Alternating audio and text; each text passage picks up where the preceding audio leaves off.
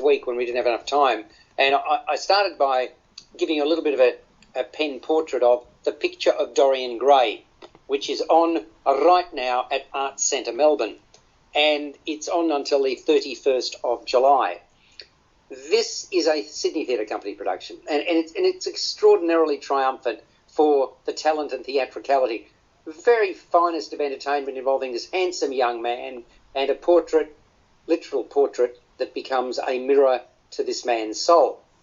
So the play, it shines a spotlight on a world that's obsessed with youth and beauty. Dorian Gray is painted by his friend, an artist called Basil Hallward, who's infatuated with Dorian Gray's attractiveness. And through Hallward, Gray meets Lord Henry Wotton, who is an aristocrat who believes in pursuing hedonism. Gray is sold on Wotton's life, on his life view. He's concerned that while his picture will remain youthful, he'll age and his looks will fade.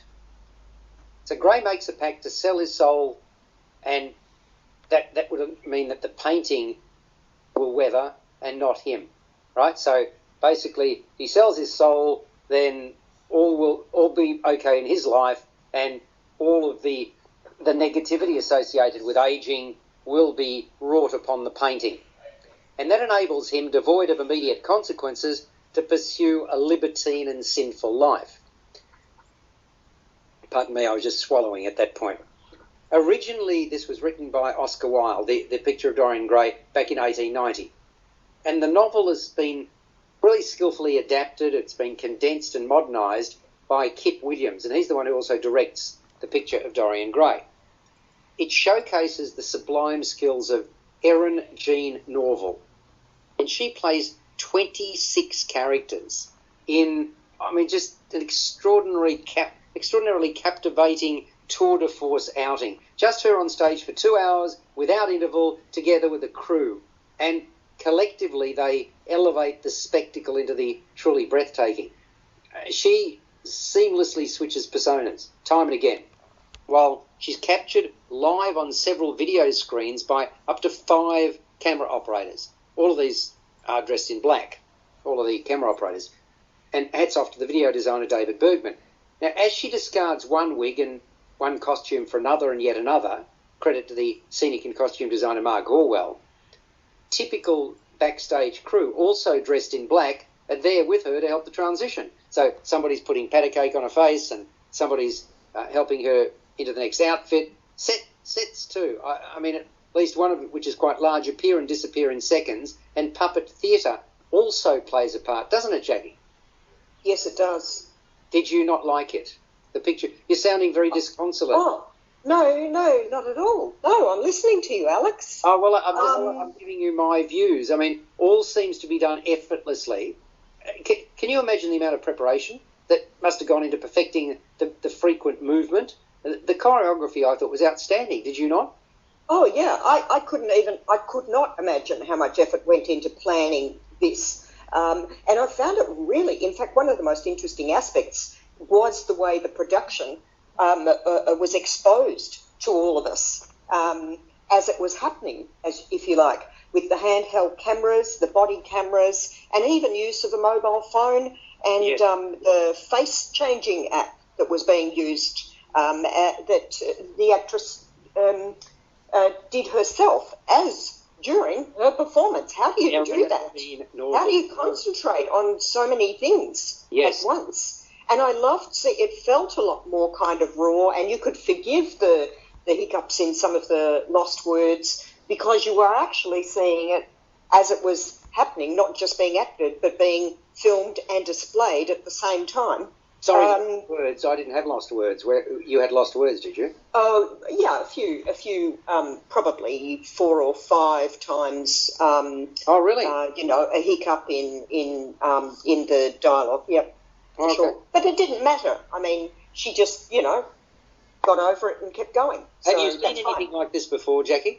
No, not that I can think of. The only thing it really did remind me of was seeing the production crew and the film crew circling around her wearing black was polyglot puppet theatre. when they used to do the life-size, not just life-size, sort of all-sized puppets on stage for children.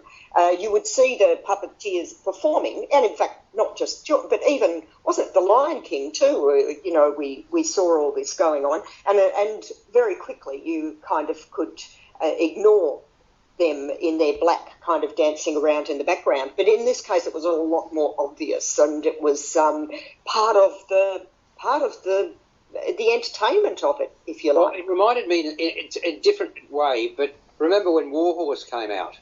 That really pushed that pushed the envelope and gave us insight into how puppets can seem real. This has gone down a similar route, but different in the sense that there's the 5 camera operators. A couple of them are fixed cameras, and the rest are those that you get in sporting competitions, things that you get at the football and so on, where they're off the shoulder, but they seem to drift on their own, and yet obviously it's the skill, the expertise of the camera operators that makes them happen the way that they do. Were you? I mean, I raved about it last week. You don't seem to be quite that effusive. I think I had 2 possible issues with it that didn't work for me and made it difficult. One was the language was so full on, so floral, so beautiful, and so fast. I mean, a lot of the pace was quite a fast-paced dialogue in it. That I actually wanted to linger a little more on the language, if you like, and have it sort of flow towards me rather than bang bang bang. It's a philosophical work, isn't it?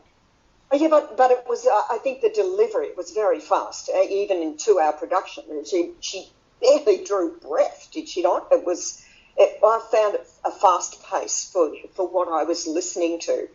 And my second issue was the projection of the ongoing film work, the live film work, if you like, and some pre-recorded at the same time on the very large mixed-sized screens that were hung from the rafters of the Playhouse Theatre, the Art Centre.